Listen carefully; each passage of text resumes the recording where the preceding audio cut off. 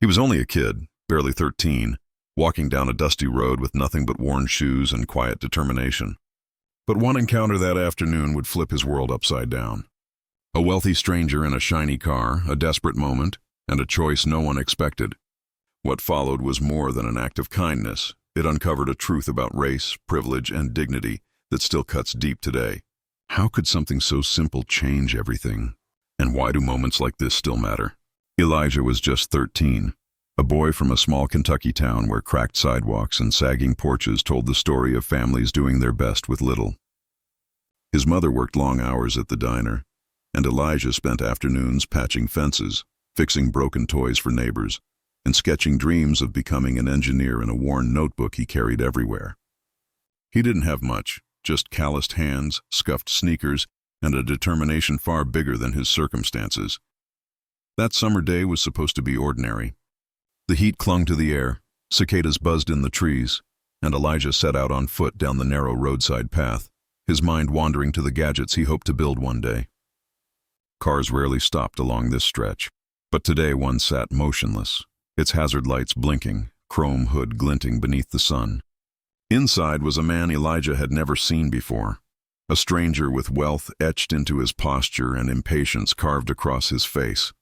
Most boys might have kept walking, pretending not to notice. But Elijah wasn't like most boys. Something in him pulled him closer.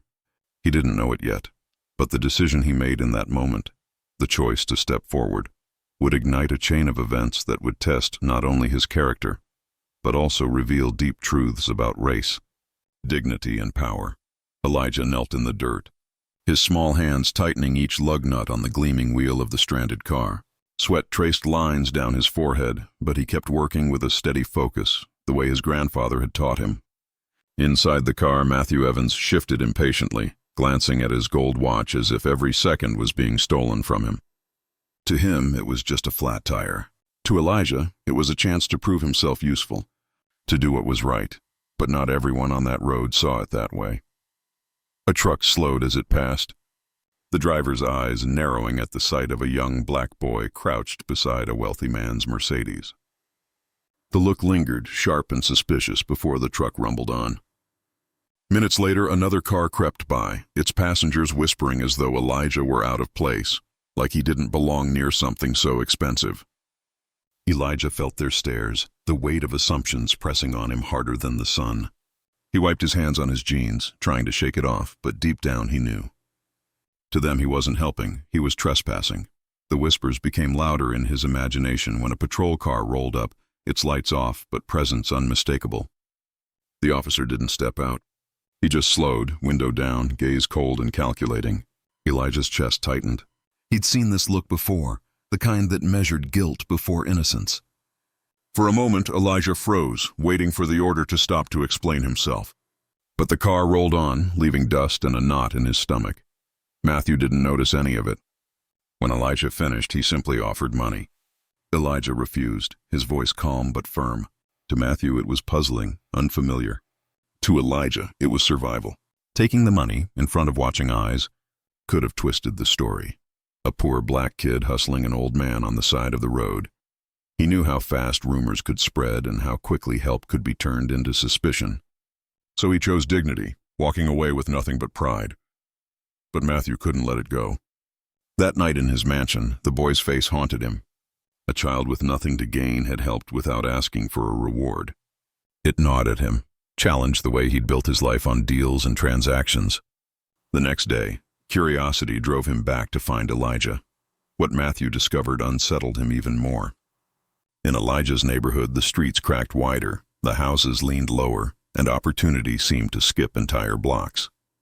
Elijah's school was underfunded, its textbooks years out of date, and its classrooms overcrowded. Kids with sharp minds were stuck with dull tools. And yet, here was a boy who dreamed of building bridges, of designing machines. Matthew watched as Elijah fixed a broken fence with scrap wood, his movements confident and resourceful. But while Matthew saw promise, the world around Elijah saw something else. Neighbors whispered about whether a man like Matthew had business being there. Others shook their heads, certain that any help offered to Elijah's family came with hidden strings. The shadow of history loomed large, Too many times promises had turned into exploitation. Elijah noticed the stares too. He was used to being doubted, but seeing it spill onto his mother, onto the dignity of his family, made his chest ache. Why was kindness so easily twisted into suspicion? Why was his presence beside a car, or a stranger, or even his own school enough to spark doubt? And just as Matthew began to step closer to Elijah's life, the tension around them sharpened. Word spread fast in small towns. Some said Matthew was trying to save a poor black kid for his own ego. Others hinted Elijah's family was taking advantage. Elijah heard the murmurs and felt the way eyes followed him even more. What began as a simple act of kindness was spiraling into something heavier, something he couldn't control. And then came the moment that changed everything. In the weeks that followed, the story of Elijah and the stranded millionaire spread far beyond the cracked roads of his hometown. Some saw it as proof of kindness, others as charity, but for Elijah, it was something deeper, a reminder that even the smallest choices can ripple into forces larger than ourselves. Matthew returned again and again, not with handouts, but with commitments. He funded new textbooks at Elijah's school, started apprenticeships that gave teenagers tools instead of empty promises, and invested in community projects that had long been ignored. For once, opportunity wasn't skipping Elijah's neighborhood. It was stopping right there on his street, and yet, beneath the improvements, the deeper truth remained. It should not take the attention of a wealthy stranger for a black boy's dignity and potential to be recognized. Elijah's worth was never in question, except to a society that often measures lives by privilege, not by possibility. For Elijah, the experience left an unshakable mark. He saw how quickly people judged him, how easily a good deed could have been twisted into suspicion, and how fragile safety felt when skin color carried its own shadow. But he also saw the power of resilience, the quiet strength in his mother's voice, the pride in his community, and the reminder that change is not born from wealth, but from courage. As he grew older, Elijah carried that day with him, not just as a story of helping change a tire, but as proof that his presence, his dignity, and his future mattered. He pursued his dream of engineering, not to escape where he came from, but to build something lasting, for himself, for his community, and for those who would come after him.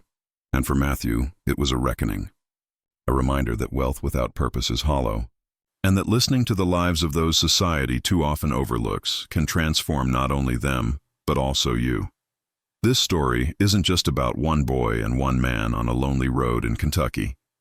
It's about the roads we all walk every day, the looks that linger, the assumptions made, the opportunities denied, and the quiet acts of courage that resist them. It's about how racism doesn't always shout. It often whispers in suspicion, in silence, in systems built to keep people in their place. So, the question is, how many Elijahs walk past us every single day, overlooked, underestimated, their brilliance untapped, simply because of the color of their skin? And how many more moments will it take before we finally see them, honor them, and stand with them? Because one thing is certain, Elijah's story is not an exception. It's a mirror. And the reflection staring back at us demands more than sympathy. It demands action.